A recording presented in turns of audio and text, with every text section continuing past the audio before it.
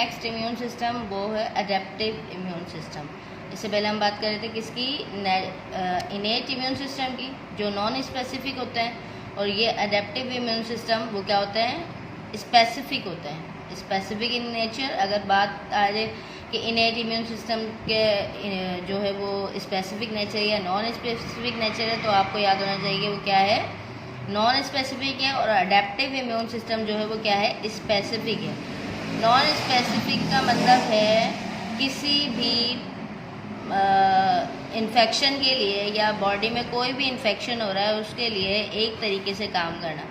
अब यहाँ पे क्या है, इसमें जो एडेप्टिव इम्यून सिस्टम है इसके अंदर कुछ क्लासिफिकेशंस हैं, मतलब कि 2 टाइप्स की क्लासिफिकेशन आपकी बुक में डिस्कस की हुई है कि उसमें डिफरेंट वो रोल प्ले कर रही हैं, हर एक के लिए अलग अलग रोल प्ले कर रही हैं, तो वो क्या कहलाती हैं, स्पेसिफिक कहला रही हैं। इसकी अगर हम डेफिनेशन की बात करें तो वो क्या है, that part of the immune system which is highly specific in nature is known as adaptive immune system. It including third और फोर्थ लाइन ऑफ डिफेंस। क्या कहलाएगा ये, थर्ड और फोर्थ लाइन ऑफ डिफेंस कहलाएगा। फर्स्ट और second line of defence जो है हम डिस्कस कर चुके हैं किसमें, इनेट इम्यून सिस्टम में, ठीक है। अब इसकी क्लासिफिकेशन की अगर हम बात करें तो क्लासिफिकेशन में इसमें 2 टाइप्स आपकी बताई हुई है बुक में।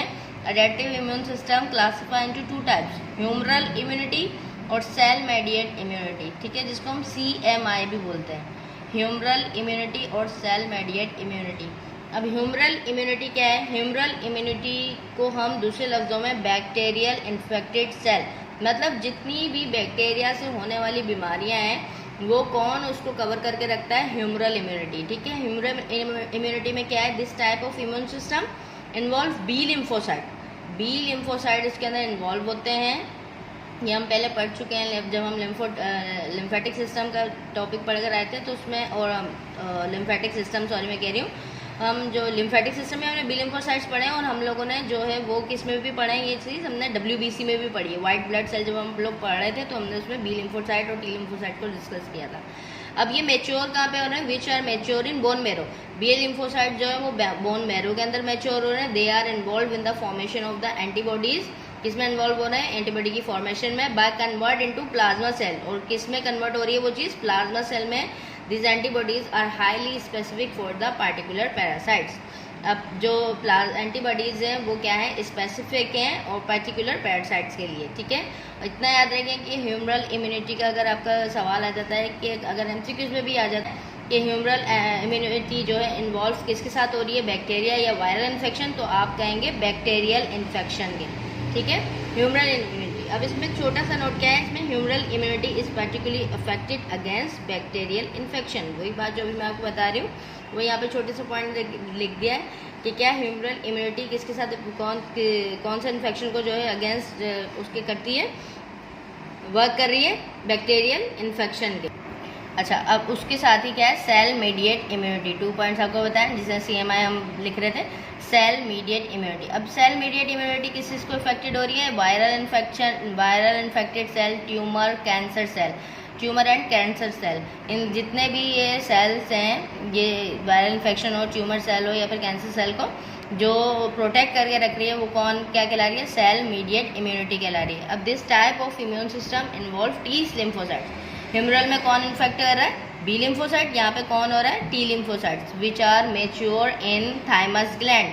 टी लिम्फोसाइट्स कहाँ पे मैच्योर हो रहे हैं, थाइमस ग्लैंड के अंदर मैच्योर हो रहे हैं। अब जो थाइमस ग्लैंड की कुछ टाइप्स कह लें, या जो है थाइमस ग्लैंड की कह रही हूँ सॉरी, टी लिम्फोसाइट्स की जो कुछ टाइप हैं जो हेल्प करके रख रही हैं, इन्फेक्शन को रोकने का काम कर रही हैं, जो हमारे इम्यून सिस्टम को प्रोटेक्ट कर रही हैं, वो या इम्यून सिस्टम हमारी बॉडी को प्रोटेक्ट कर रहा है, वो किस वजह से कर रहा है, वो इन 3 चीज़ों की वजह से। एक है हेल्पर टी सेल, जिसको आपकी बुक में TH भी कहा जा रहा है, ठीक है। दूसरा साइटोक्सिन टी सेल, वो क्या कहला रहा है, TC कहला रहा है। और सप्रेसर टी सेल, वो क्या कहला रहा है आपका, TS कहला रहा है।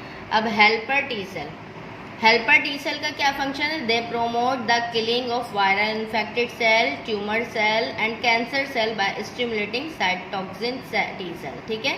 ये किस चीज़ को प्रोमोट करता है, वायरल इन्फेक्शन के खिलाफ, मतलब अगर वायरल इन्फेक्शन हो गया, ट्यूमर सेल है या फिर कैंसर सेल है, तो स्टिमुलेट करता है किसको, साइटोक्सिन सेल को, साइटोक्सिन टी सेल, वही टी लिम्फोसाइट जिसको हम कह रहे हैं, साइटोक्सिन टी सेल को क्या करता है, स्टिमुलेट करता है। हेल्पर टी सेल का जस्ट इतना ही फंक्शन है कि साइटोक्सिन टी सेल को स्टिमुलेट करना, ठीक है।